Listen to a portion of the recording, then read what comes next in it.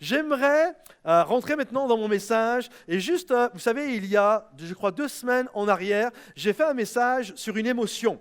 Pour ceux qui se souviennent, j'ai prêché sur l'émotion de la honte. Qui était là? N'ayez pas honte, justement. Tous ceux qui étaient là, levez la main, n'ayez pas honte, s'il vous plaît. Vraiment, juste pour me rendre compte. OK? Donc, il y a à peu près un 20-25% qui n'étaient pas là. Sachez que le message, ça va être une suite aujourd'hui, ça va être une autre émotion, mais sachez que le message, vous avez la possibilité de le retrouver sur notre chaîne YouTube. Aujourd'hui, j'aimerais voir avec vous, poursuivre sur les émotions et vous parler d'une autre émotion. C'est une émotion primaire, c'est une des premières, je pense même que c'est la première émotion que nous manifestons lorsque nous arrivons sur la terre. Vous savez laquelle c'est? C'est la colère. Lorsque tu es au creux de ta maman, que tu es tranquille, 37 degrés, tu es bien, tu es en sécurité, tout se passe bien, poum, poum, poum, poum, tu entends les battements du cœur de ta maman et à un moment donné, c'est la naissance, tu te retrouves complètement écrasé, tu nais, il y a quelqu'un qui te prend comme ça, il te met un coup de ciseau dans le cordon et là tu te retrouves avec un gars que tu n'as jamais vu de ta vie, il te met un coup sur les fesses.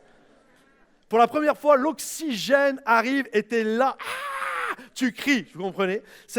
Et la colère est quelque chose d'important, c'est ce qui nous permet aussi de vivre, de nous donner justement cette force motrice qui nous aide à aller de l'avant. Et c'est une émotion que nous vivons. Sauf que cette émotion, non, elle peut être géniale dans le sens si on sait la canaliser, mais elle peut être très handicapante dans la vie si nous ne savons pas la maîtriser.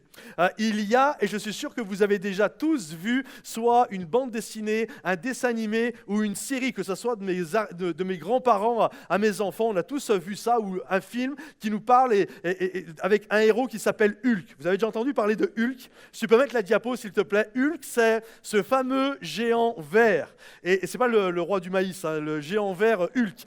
Et ce géant, en fait, quand on y réfléchit, ce monstre, c'est un monstre qui est issu de la colère. À la base, il y a un gentil docteur Branner, je ne sais plus son nom, mais il y a un gentil monsieur, un gars cool, très cool, comme beaucoup d'entre nous. C'est un gars même un peu introverti, vraiment tranquille, relax, très gentil, etc. Mais lorsqu'on le méprise, lorsqu'on le piétine, lorsqu'en d'autres guillemets, on le fâche, d'un seul coup, à force de prendre des frustrations, d'être menacé, de vivre des tensions, à un moment donné, tu vois ses pupilles se dilatent, la veine arrive, ça commence à changer, et d'un seul coup, waouh, le monstre arrive. Je crois que c'est une belle image, Hulk, de ce que nous pouvons devenir lorsqu'on se met en colère. Lorsque tout va bien et que des gens viennent, nous fâchent, nous méprisent, parlent mal, viennent nous agresser, etc., d'un seul coup, je suis sûr que ça vous est déjà arrivé, on se transforme. La réalité, on se transforme. Et les gars là, on devient des Hulk. Et les femmes, on devient des Hulkettes. Comprenez? Et je crois que ça arrive à chacun d'entre nous. Mais, si nous vivons la colère, nous sommes appelés à maîtriser la colère. Le problème avec la colère est le suivant, c'est que bien souvent, nous nous mettons en colère, mais pas au bon endroit, pas avec les bonnes personnes, pas avec la bonne intensité. Et vous comprenez? En fait, généralement, quand on se met en colère, c'est une accumulation de plusieurs choses et d'un seul coup, ça explose. Mais ça explose pas forcément au bon endroit, avec la bonne intensité, avec les bonnes personnes, avec les bons mots, etc. C'est pour ça que c'est important d'apprendre à la maîtriser. Et vous avez bien compris, j'ai dit la maîtriser. C'est le titre du message d'ailleurs de ce matin, c'est maîtriser la colère. Parce que je sais que certains, vous pensez qu'on doit être délivré de la colère. Comme si la colère était un démon. On va te délivrer. Sois délivré de ta colère. J'aimerais vous dire, la colère n'est pas un démon. Tu ne peux pas être délivré de la colère. La colère n'est pas un démon. La colère est une émotion. Donc, tu ne peux pas être délivré d'une émotion, mais tu dois apprendre à maîtriser et à gérer cette émotion. D'ailleurs, la preuve que ce n'est pas un démon, la Bible nous dit que Dieu lui-même se met en colère. Est-ce qu'il y en a un qui veut prier pour la délivrance de Dieu ici? Okay? On ne va pas prier pour que Dieu soit délivré. Donc, la colère n'est pas un démon. La colère, je sais que ça arrangerait certains. « Oh, mais c'est pas moi, c'est des attaques, c'est le diable, etc. » Non, c'est toi. C'est toi. Quand tu pètes un câble sur ta femme, ton mari, c'est toi. Vous comprenez? Donc, tu n'as pas besoin, c'est facile ça. Prie pour moi, j'ai besoin d'être délivré. Non. Écoute le message de ce matin, c'est beaucoup plus qu'une prédication, c'est un enseignement ce matin pour apprendre à maîtriser justement cette colère, de savoir la canaliser, de savoir la reconnaître et de savoir comment fonctionner, dealer avec cette colère. Donc la définition, pour vous donner une définition de ce qu'est la colère, c'est un sentiment intérieur d'irritation et de frustration qui pousse l'individu à réagir envers ce qu'il croit être l'objet de sa frustration. Comprenez-vous? Et donc, il y a plusieurs causes qui génèrent en nous de la colère. Alors, je vais juste en regarder 2-3 rapidement et qu'on se comprenne bien. Ce n'est pas exhaustif, j'aurais pu en mettre beaucoup plus, mais celles que je pensais être les plus pertinentes. Une des premières causes, on l'a lu dans la définition de ce qu'est la colère, c'est la frustration. Pourquoi la frustration? On doit comprendre ceci, c'est quoi la colère? La colère, c'est un refus de la réalité. C'est de dire non, N-O-N, à ce que je suis en train de vivre. Comprenez-vous? Et généralement, la colère, que vous en ayez conscience ou pas, en vous, il y a des phrases qui sont liées à la colère, comme « tu devrais »,« tu ne devrais pas »,« tu dois »,« tu ne dois pas ». Je vous donne un exemple. Tu discutes avec quelqu'un et la personne, ça peut être ton patron, ça peut être un collègue, une personne que tu considères comme un ami, etc. Et d'un seul coup, cette personne te parle mal. Okay? Elle a un langage qui est méprisant.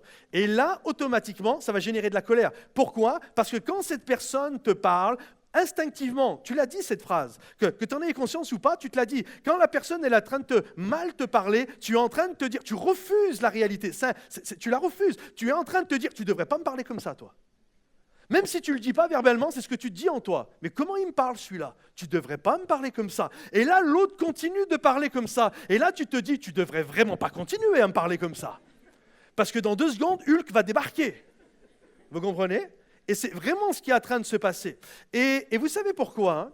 Vous savez pourquoi ça nous met en colère? C'est parce qu'au-delà de la colère, et tu devrais, tu ne devrais pas, la colère actionne quelque chose. C'est parce qu'il y a un besoin qui est en nous et qui n'est pas rencontré et qui est bafoué par celui qui est en face de nous. Et c'est ça qui nous met en colère. Par exemple, le gars ou la femme qui te parle mal et qui te méprise, elle est en train de nier ton besoin de considération, ton besoin de reconnaissance. Comprenez-vous? Et quand mon besoin de reconnaissance est bafoué, automatiquement, c'est comme un système de réaction et de défense. Il y a quelque chose en moi qui dit « tu ne devrais pas me parler comme ça ». En d'autres termes, tu ne devrais pas mépriser mon besoin de reconnaissance. Et c'est ça. Et quand notre besoin de respect, d'honneur, d'amour, de considération, etc., est bafoué, c'est là où il y a « tu ne dois pas, tu ne devrais pas » et où tu devrais faire ceci, tu ne l'as pas fait, etc. Et c'est là que l'on se met en colère. Imaginez, on est dimanche matin. Et là, ce matin, alors que vous étiez en train de vous apprêter à venir, peut-être je vais raconter la vie de quelques-uns là ce matin, vous étiez en train de vous apprêter à venir, et là, madame est là, elle est en train de, avec une main, elle est en train de faire les toasts, les tartines, avec une autre main, elle est en train de peigner les cheveux de sa fille ou de son fils, avec le pied, elle est en train de faire une omelette, avec l'autre pied, elle est en train de faire couler le café. Et là, tu as son mari qui est juste à côté, il boit son café, relax, il regarde son fil d'actualité. Là, d'un seul coup, tes papilles commencent. Qu'est-ce qu'il a? Il ne devrait pas faire ça. C'est pas une bonne idée qu'il fasse ça. Là, d'un seul coup, tu te retournes et ton mari a disparu. Il est dans la voiture déjà. Et là, il est dans la voiture et toi, tu es en train d'habiller tes gamins, tu mets les blousons, tu mets les charpes et d'un seul coup, tu entends bip, bip, ton mari te klaxonne. Là, la veine commence à faire. Vous comprenez? Les pulsations cardiaques. Et là, tu vas dans la voiture, tu mets les gamins dans la voiture, tu attaches tout le monde, tu t'assois, et là, ton mari te regarde, tu dis, oh, il te regarde, il te dit, oh, t'en as mis du temps à cause de toi, on va arriver en retard, hein? Là, d'un seul coup, Hulkette se réveille. Ah! Vous comprenez? C'est ça la réalité. Je suis frustré. Il n'aurait jamais dû faire ça. Il n'aurait jamais dû me dire ça. Il aurait dû plutôt m'aider ceci, cela. Et parce que mon besoin de considération, mon besoin d'aide, mon besoin d'amour, mon besoin d'être en sécurité n'a pas été comblé, d'un seul coup, la colère émerge. La frustration, Ça, c'est une des premières causes. C'est quasiment là. C'est une des 80% quand on se met en colère, c'est à cause de ça. Mon besoin n'est pas rencontré. Et il y a un non. Je dis non à cette réalité-là. Il ne devrait pas faire comme ça. Elle ne devrait pas faire comme ça. Une autre cause, c'est la mauvaise image que l'on peut avoir de nous-mêmes. Mauvaise image de même, une mauvaise image de ce que l'on peut ressentir. Ce sont des gens, en règle générale, ça vient aussi de l'enfance, ça, du foyer dans lequel on a pu grandir, mais ils se sentent constamment menacés. Ils étaient menacés lorsqu'ils étaient enfants à la maison et ils grandissent avec un regard de menace. Vous voyez, si je prends par exemple des lunettes bleues, à votre avis, si je regarde, vous savez, avec les verres bleus, qu'est-ce qui va se passer? Je vais tout voir en bleu. Ok? Si je mets des lunettes roses, je vais tout voir en rose. C'est génial. Et maintenant, comprenez ceci. Et ça, c'est quelque chose d'invisible, on ne se rend pas compte, mais il y en a sur le bout de votre nez, vous avez des lunettes qui sont teintées de menaces. Et tout ce que vous voyez vous menace. Vous vous sentez menacé par tout le monde. Quelqu'un vous dit quelque chose, quelqu'un il se passe ceci, il se passe cela. Vous êtes tout le temps, vous vous sentez tout le temps menacé. Je me souviens avant de partir à l'école biblique, je n'étais même pas chrétien à ce moment-là, j'étais vendeur et je travaillais dans un magasin. Et là, un jour, je me souviens, j'ai discuté avec un collègue à moi, on était en train de partager, de discuter, et de temps en temps, je regardais si un client rentrait. Donc, je balayais du regard le magasin pour voir s'il n'y avait pas de client. Et là, de l'autre côté du magasin, il y avait un autre vendeur. Et alors que j'étais en train de discuter avec mon collègue, d'un seul coup, il vient, il déboule, comme une furie, il arrive et dit « Ouais, pourquoi vous parlez derrière moi comme ça ?» Et là, je le regarde, je dis « Mais non, on ne parle pas de toi. »« Si, j'ai vu, vous me regardez. » Ben non, on était juste en train de regarder s'il n'y avait pas des clients. « Non, vous parlez de moi par derrière, j'en suis sûr. Qu'est-ce que vous avez raconté sur moi ?» Et là, j'ai dit « Wow, mon gars, là, tu te prends pour Spielberg, hein, tu as pris ta caméra, tu te fais un film, hein, cinémascope. Non, on n'a jamais parlé de toi. » Et là, il est parti en rochonnant. Et dans les jours, j'étais taquin, je vous l'accorde. Dans les jours qui est arrivé, quand je discutais avec mon copain et que je balayais, je faisais exprès de bloquer une demi-seconde sur lui. Et hop, je faisais ça. Et sale gosse. Et à chaque fois, on le faisait monter. Et quand on trouve un, c'est le jackpot. Et là, on était comme ça. Et un jour, j'ai eu l'occasion, j'étais assis, puis on s'est retrouvés à un repas, puis on était à côté, puis on a eu une discussion vraiment sympa, à cœur ouvert. Et je lui ai dit, tu sais, c'est vrai que de temps en temps, je t'ai taquiné, mais la réalité, on ne parle pas de toi. On n'a jamais dit du mal de toi. C'est un film que tu t'es fait, je te promets, on n'a jamais dit. Et là, il m'a ouvert son cœur, il m'a dit, ouais, en fait, je comprends, ça m'est arrivé plusieurs fois, mais c'est parce que j'ai tellement été humilié, j'ai tellement eu un papa qui passait son temps à me menacer, à m'humilier, que maintenant, quand je vois deux personnes qui parlent, ou quand je suis toujours en train de me faire des films, en fait, tout ce qu'il voit, comme il y a des lunettes roses ou bleues, lui, ses lunettes, c'est la menace. Et ça le mettait toujours en colère. Tout le temps, il se sent menacé. Ça, c'est une autre cause également de pourquoi on peut être en colère. Une dernière cause, avant d'aller au remède, c'est tout ce qui est dimension physique. Est-ce que vous avez remarqué que quand nous sommes fatigués, nous sommes enclins à la colère? Quand tu es fatigué, tu es beaucoup plus colérique que quand tu es bien reposé. En règle générale, et tu le dis d'ailleurs, j'ai besoin de vacances en ce moment, hein? Pourquoi? Parce qu'il y a une dimension physique dans la colère. Quand tu es fatigué, tu as tendance à vite rentrer en colère. Par exemple, même quand tu es malade, une rage de dents te rend irritable. Quand on a mal, quand on souffre physiquement, on est irritable. Alors que quand tout va bien, on est reposé, physiquement tout va bien, ça va. Et donc il y a un besoin, c'est toujours pareil, hein, c'est toujours un besoin de reconnaissance, là, c'est un besoin d'être en bonne santé ou un besoin d'être compris, etc. Et quand on est fatigué, on peut rentrer en clash. Imaginez, mon épouse a passé une journée, c'est pas vrai, c'est factuel, hein, c'est fictif ce que je vous dis, mais imaginez mon épouse un jour, elle a travaillé fort toute la journée, ok? Elle est fatiguée, mais là, il faut aller faire les courses. Et là, elle prend son courage et puis elle y va. Elle fait les courses pour 15 jours. Elle remplit le coffre. Et là, elle est fatiguée, pousser le chariot, tout monter, tout remettre, les sacs, etc. Elle arrive à la maison et elle sort les 2 premiers sacs, 15 kilos de chaque, chargés. Elle ouvre la porte, elle nous regarde comme ça. Et admettons, ça arrive jamais ces choses-là, mais moi, je suis sur le canapé. Et là, elle me fait comprendre, avec le regard, elle n'a pas besoin de parler, avec le regard, là, viens m'aider. Et là, je la regarde, ouais, 2 minutes, ça c'est le truc des mecs, 2 minutes, j'arrive. Et là, combien croient que Hulkette va se réveiller? Non, je dois, vous comprenez? Parce que quand il y a un besoin d'aide, il y a un besoin, je ne me suis pas marié pour me retrouver seul, il y a un besoin d'aide. Donc, la chose que je dois faire, c'est, je dois aller aider mon épouse. Vous êtes d'accord avec ça? D'ailleurs, pour vous dire, je suis un bon gars. Hier, j'étais faire les courses avec ma femme. Vous pouvez applaudir si vous avez envie d'applaudir.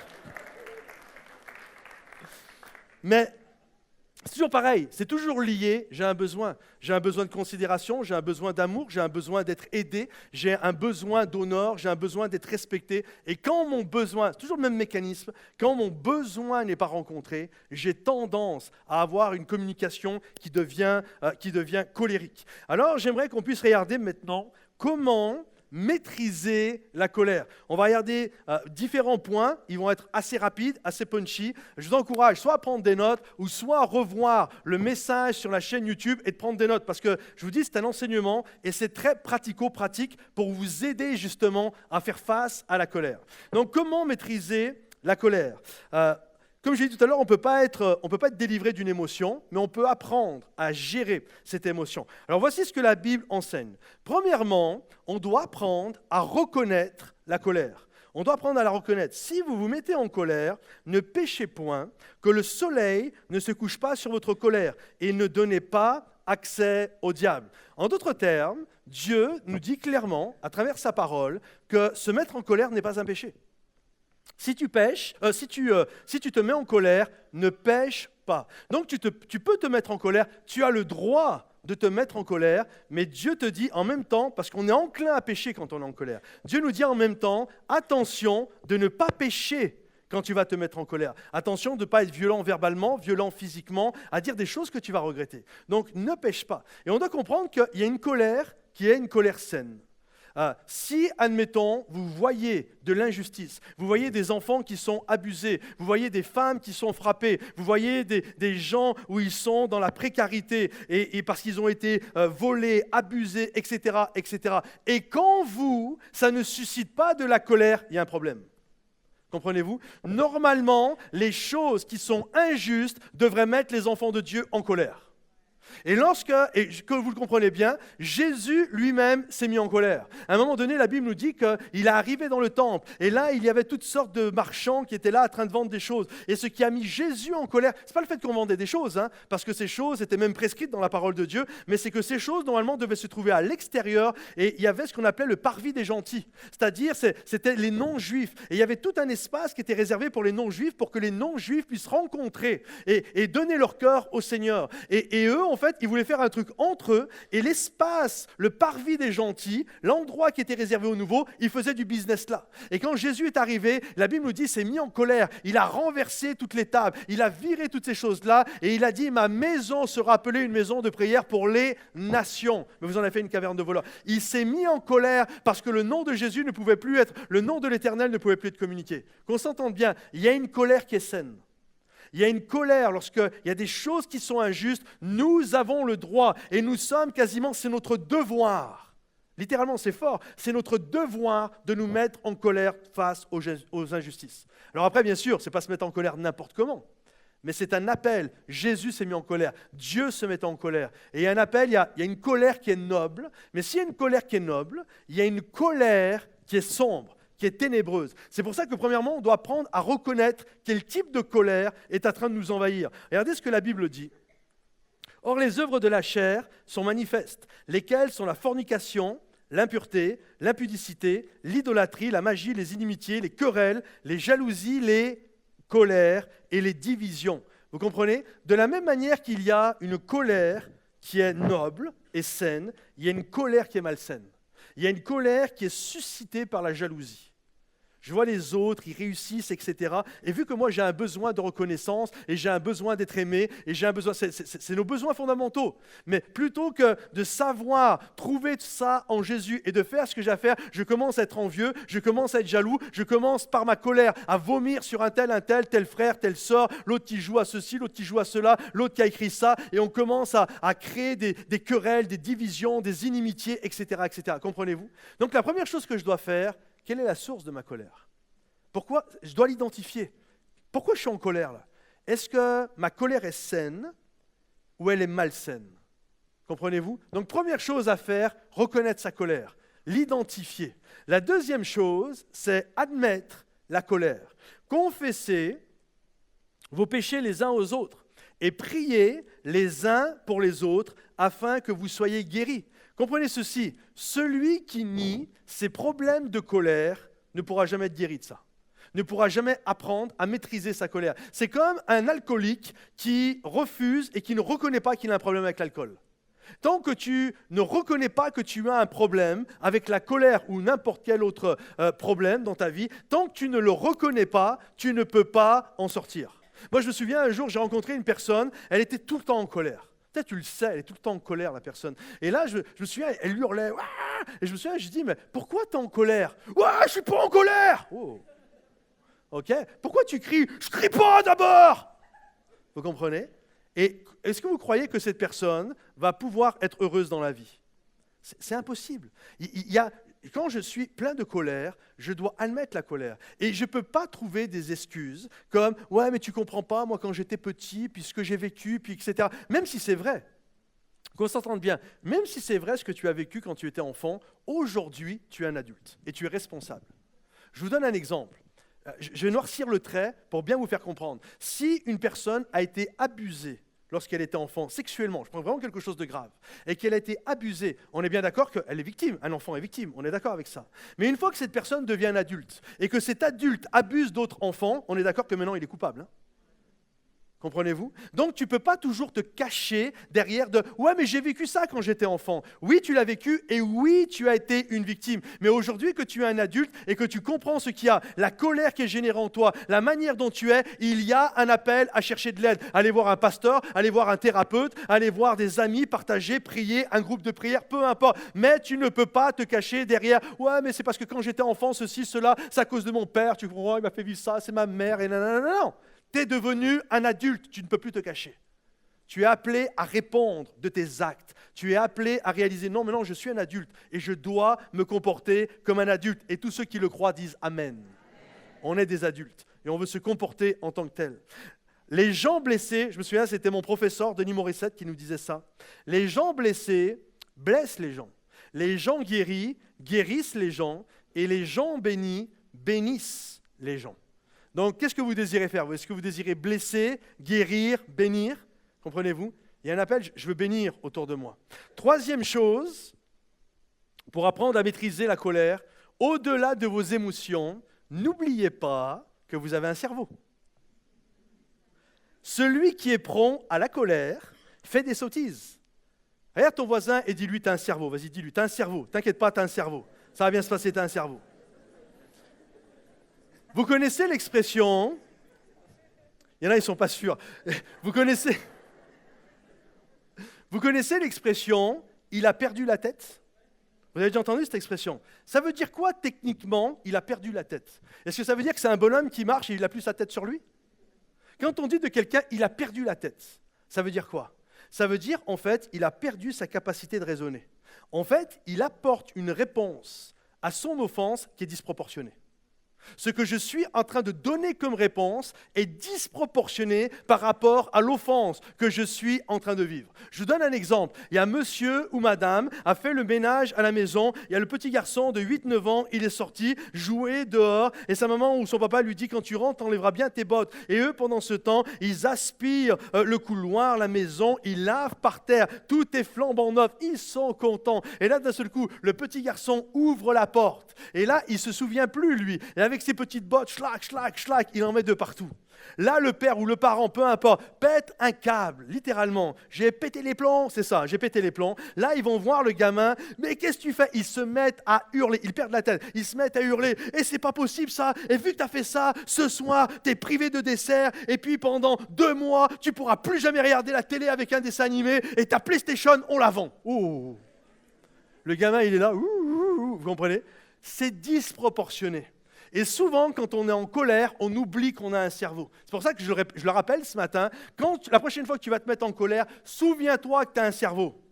Donc la réponse que tu dois apporter à ta colère ne doit pas être disproportionnée par rapport à l'offense que tu as reçue. Vous comprenez? Il y avait une expression que j'aimais beaucoup quand j'étais au Québec, c'était « il veut tuer les moucherons avec une masse ».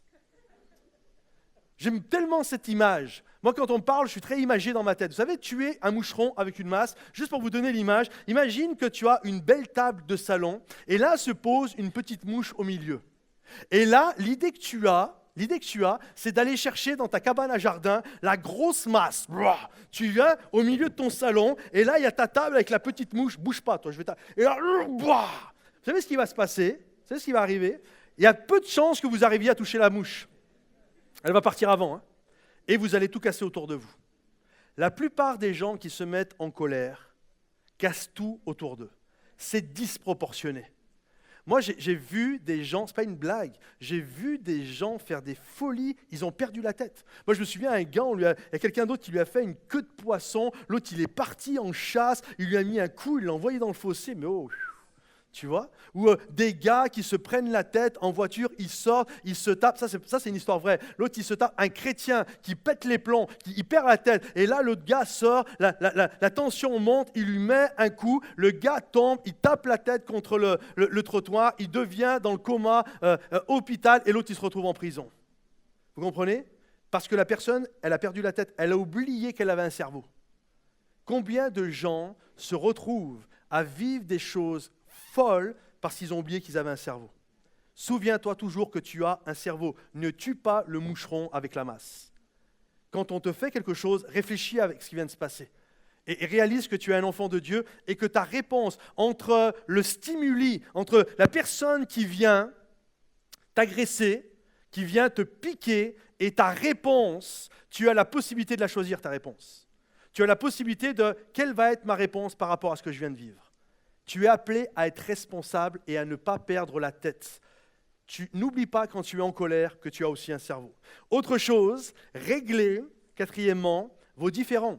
Si ton frère a péché, va et reprends-le entre toi et lui seul. Je vous donne pour ma part, lorsque j'ai un problème, en règle générale, sauf si c'est impossible pour X raisons, mais en règle générale, je règle tout de suite le problème. Alors je sais qu'on a des tempéraments différents, moi je le fais assez facilement, mais quand j'ai un problème, de suite je vais voir la personne. Écoute, il y a ça, ceci, cela, et j'en discute avec la personne. Pourquoi? Parce que je n'ai pas envie que ça me bouffe de l'intérieur. Parce qu'après, ça fait un ressentiment. Et j'invite toutes les personnes qui sont plus introverties et qui gardent toujours tout en elles à savoir aller voir la personne et à savoir discuter avec les gens. Comprenez-vous? Parce que si tu gardes toujours tout en toi, vous savez ce qui va se passer? En règle générale, ça c'est des candidats à la dépression. Il y a un moment donné, il faut parler. Il faut que tu ailles voir les gens, et si ton frère a péché contre toi, plutôt que de faire bonne figure, bonne composition, un beau sourire, comme si tout allait bien, non, on doit apprendre à aller voir et à avoir un échange. Ça ne veut pas dire que ça va être agressif, mais voilà, il s'est passé ça, ça m'a attristé. Et généralement, quand on a une discussion rapide, les choses s'apaisent direct. Mais quand on reste avec son ressentiment, vous savez que le ressentiment tue? Ce n'est pas une blague, hein. Il y a des recherches qui ont été faites. La colère tue. Vivre avec de la colère, ça finit par tuer les gens. Littéralement, il y a eu des enquêtes. Je vous donne un exemple. Le divorce ne tue pas. Ok? Le divorce n'a jamais tué personne. C'est le ressentiment qui va tuer les gens. Comprenez-vous? Moi, je me souviens d'une femme que j'ai bien connue. Son frère, après un divorce, sa femme l'avait trompé, il a été humilié, etc., toutes sortes de choses. Et après le divorce, cet homme s'est suicidé. Le divorce en lui-même ne l'a pas tué. C'est le ressentiment qu'il a eu, la colère qu'il y avait en lui, le besoin de sécurité, le besoin d'amour, le besoin d'être honoré, le besoin, etc. Tout ça on lui a craché dessus, on l'a humilié, et tout le ressentiment. Parce qu'en règle générale, après la colère, vous savez ce qui arrive? C'est la tristesse. Après être en colère, en règle générale, on est triste. Et là, ça l'a tellement bouffé, le poison au fond de lui, et il a fini par se suicider. Il y a un appel, quand tu vis quelque chose, tu dois aller parler avec les gens. Garde-le pas pour toi.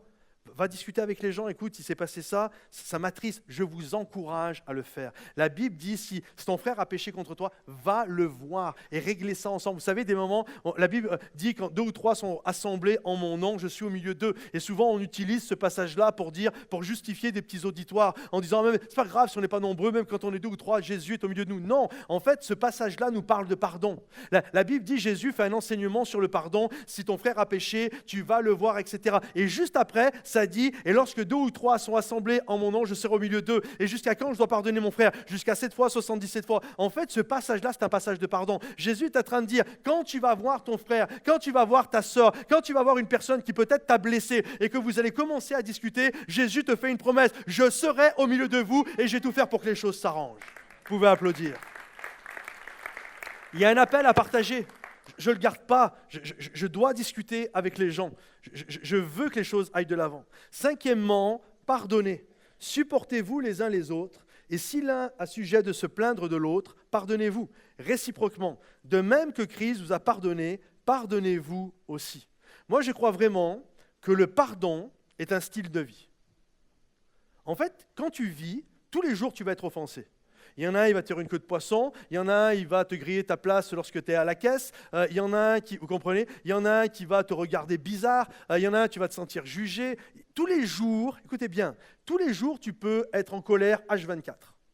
Est-ce que vous avez remarqué qu'il y en a, ils sont quasiment jamais en colère et pourtant, ils vivent les mêmes choses que vous? C'est parce qu'ils ne laissent pas ces choses les agripper.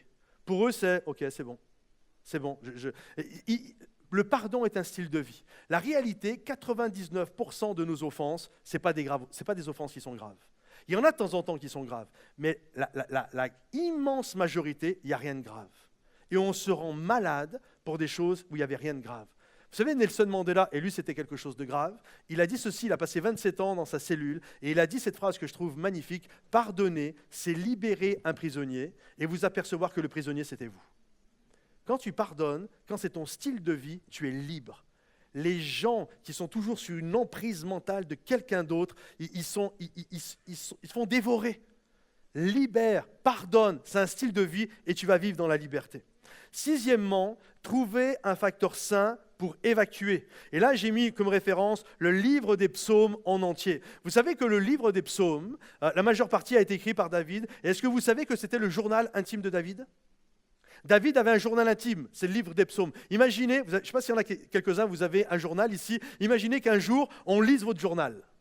Nous, on lit le journal de David. Imagine, dans son journal, tu le vois, il décrit toutes ses émotions. À un moment donné, il est tellement abattu qu'il dit « Toute la nuit, j'ai pleuré, le matin, je me suis levé et ma couche, c'est-à-dire mon lit, mon matelas, était inondé, mouillé de mes larmes. » Et là, on voit, il est dans une profonde tristesse et il pleure. Il nous livre son intimité, il nous livre son cœur. Et là, j'ai pleuré. Et en d'autres moments, tu as envie de dire « Waouh, David, calme-toi !» Devant, il est là, « Seigneur, tu les tues tous, fais-les passer par le fil de l'épée, tu les détruis, tu les extermines. » Oh, David, calme-toi quand même là. Vous comprenez? Mais pourquoi? Parce que c'était son journal intime. Il partageait ses émotions.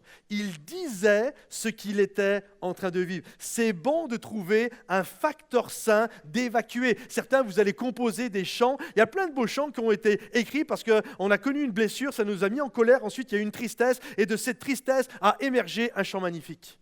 Va dans un bois, crie, parle à Dieu et hurle toute ta colère qui est au fond de toi et repars de ce bois complètement libéré, prie, loue Jésus, fais un journal intime, va trouver un thérapeute, va voir un pasteur, va voir quelqu'un, mais fais quelque chose pour que les choses puissent sortir. Parce que si ça ne sort pas, ça va finir par te ronger de l'intérieur. Comprenez-vous? Donc tu trouves un facteur. Il y a cette notion, David le faisait, il écrivait. Je crois que l'écriture, c'est une des plus belles thérapies qu'il puisse y avoir. Je parle à mon Dieu de ce que je suis en train de vivre. Et je suis sincère quand j'écris. David, même si c'est l'homme selon le cœur de Dieu, il nous montre des facettes de sa colère. Tu as envie de dire, c'est ça un homme selon le cœur de Dieu? Mais comprenez-vous, il était vrai. Il parlait de ce qui le frustrait. Et il n'avait pas honte de le dire. J'en ai marre, là ils me font vivre ça, puis les autres ils me font vivre ça, et j'en ai marre, j'aimerais les voir mourir, etc., etc. Il le disait. Mais en le disant, quand vous lisez ces psaumes, vous apercevez toujours qu'il finit en glorifiant le nom de Dieu qui vient le délivrer. Ça commence par quelqu'un qui évacue toute sa colère, et ça finit par quelqu'un qui glorifie le nom de Jésus. Donc écris, parle à Dieu, et Dieu va faire ce qu'il a à faire. Septièmement et dernièrement, évitez le point de rupture. J'ai demandé à Nas, tu peux revenir, les musiciens. Éviter le point de rupture. En d'autres termes, il faut connaître son point de rupture, c'est-à-dire le point de non-retour, c'est-à-dire le moment où tu vas devenir Hulk. Il faut éviter d'aller jusqu'à là. Ok? En fait, écoutez bien, tu le sais. Si tu es à l'écoute de ton corps, tu le sais. Par exemple, moi, je le sais quand je vais péter un câble, mais grave, je le sais. Je le sais quand je vais me transformer et que je ne saurai plus me contrôler. En fait, tu le sens, je sens littéralement, j'ai des papillons dans le ventre, la température monte. Mais vraiment, c'est physique. D'ailleurs, on le dit, tu es rouge de colère, tu as chaud, vraiment tu as chaud, tu deviens rouge. Et moi, littéralement, quand je me touche, ma peau elle a pris 10 degrés. C'est pas une blague, vraiment, je suis chaud, je suis bouillant, je suis comme une cocotte minute qui est prête à exploser. quand je sens que je suis comme ça, si à ce moment-là, je ne dis pas « pause, je reviens plus tard », je sais que je vais péter un câble. Vous comprenez?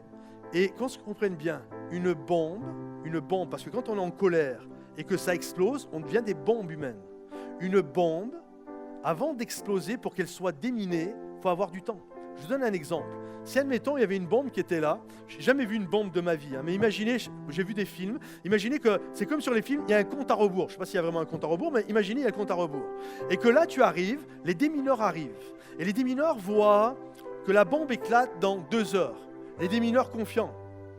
Inquiétez-vous pas, les amis, on maîtrise, sortez, on va régler l'affaire, il n'y a aucun souci, on est venu à temps. Mais non, comprenez bien ceci, la même bombe, les mêmes démineurs, ils arrivent, et là, ils lisent 10 secondes, 10, 9, 8. À votre avis, est-ce qu'ils vont essayer de la déminer? Ils vont hurler, sortez tous! Et eux-mêmes, ils vont tous partir en courant. Parce qu'à un moment donné, tu ne pourras pas, elle va exploser la bombe. Donc quand tu sens que tu arrives à ton point de rupture, joue pas le super spirituel. Non, mais même moi, la dernière seconde, je peux l'amorcer, je peux la désamorcer. Non, non, non. Ne joue pas avec ça. Quand tu sens que ça monte, pars. Évacue. Pars en courant. Ça va exploser. Tu pars. Vous comprenez? Ce n'est pas le moment d'essayer de déminer quelque chose. Ce n'est même pas le moment d'essayer de régler ses problèmes. Je sais qu'il y en a qui disent « Oh, mais avec ma femme, la Bible dit, on ne doit pas se coucher sous la colère, etc. » Moi, je vous le dis, des moments, va dormir. Va te coucher. Sinon, jusqu'à 6 heures du matin, tu vas encore y être. Va te coucher. Ok? Dors et demain matin, tu vas régler le problème. Une bonne nuit de repos, ça te fera du bien. Vous comprenez? Cherche pas. Comprenez-vous? Maintenant, je reviens et je conclue avec ça. Vous savez, je l'ai dit tout à l'heure, le mécanisme de la colère, c'est un besoin qui a été bafoué. Mon besoin a été bafoué, je vois la personne qui bafoue mon besoin et je me dis, cette personne ne devrait pas faire ça. Ou elle devrait faire ça, puis elle ne l'a pas fait. Et je me mets en colère. Maintenant, comprenez ceci. Celui qui remplit tout en tous en nous, c'est Jésus. Et je crois que si nous sommes remplis de Jésus, celui qui remplit notre besoin de reconnaissance, de pardon, d'amour, de sécurité, d'honneur, de tout ce que nous avons besoin, même quand les autres bafouent ça va nous agacer, qu'on s'entende bien, ça va nous agacer. Mais on ne le prend pas pareil que si nous sommes vides de Jésus. Quand je suis vide de Jésus, les moindres choses me font démarrer. Les gens qui sont tout le temps en colère, je suis désolé de vous le dire, mais je vous le dis, quand vous êtes tout le temps H24 en colère, c'est que vous ne passez pas de temps avec Jésus. Parce que quand vous êtes plein de Jésus, vous ne rentrez pas dans des colères comme ça. Ça va vous agacer, ça va vous énerver. Mais Jésus remplit vos besoins. Le besoin de considération que tu as, Jésus te l'a rempli. Et même si un collègue au boulot ne te le remplit pas, ça va t'agacer, ça va t'énerver. Mais tu es tellement plein de Jésus que tu vas le voir différemment. Comprenez-vous? Et il y a ce besoin. C'est pour ça que Jésus nous remplit. Il remplit tout en tous. Il remplit notre besoin de considération, d'amour, d'honneur, de respect, de pardon, de joie, de paix, etc. Et même quand les autres, les êtres humains ne sont pas à la hauteur, Jésus lui a été à la hauteur. Alors je vis avec mon Jésus dans mon cœur et lorsque j'ai affaire à des hommes humains, à des êtres humains, excusez-moi, je sais composer avec ces gens-là. Et je vis en croyant que mon Dieu va être capable de m'aider à maîtriser la colère afin d'être un témoignage pour la gloire de Jésus et que tous ceux qui le croient disent Amen et applaudissent le roi des rois. Est-ce qu'on peut se lever à notre place, s'il vous plaît? Juste là, est-ce qu'on peut écarter, est-ce qu'on peut lever, écarter nos mains devant le roi des rois et juste dire Seigneur, viens me remplir. Viens me remplir, mon secours est en toi, ma force est en toi, ma vie est en toi, Seigneur. Viens me remplir, Jésus. Viens me remplir, Seigneur, parce que je sais qu'avec toi, je suis plus que victorieux. Aucune arme forgée contre moi ne pourra prospérer. Je reste dans la paix, je marche de la paix, que 1000 tombent à ma gauche et 10 000 à ma droite. Je sais que tu ne m'abandonneras pas. Tu es l'ombre de ma main droite, Seigneur. Et je suis en paix avec toi et je veux avoir, par ta puissance et ta gloire, un témoignage pour la gloire de ton nom, Seigneur. Juste là où tu es, commence à élever les mains et commence à dire, Seigneur, viens me remplir de ta paix. Viens me donner, viens me remplir de ta considération, de ton amour, de ta reconnaissance et de ton honneur, Seigneur. Alléluia, Seigneur Jésus. Dans le nom de Jésus.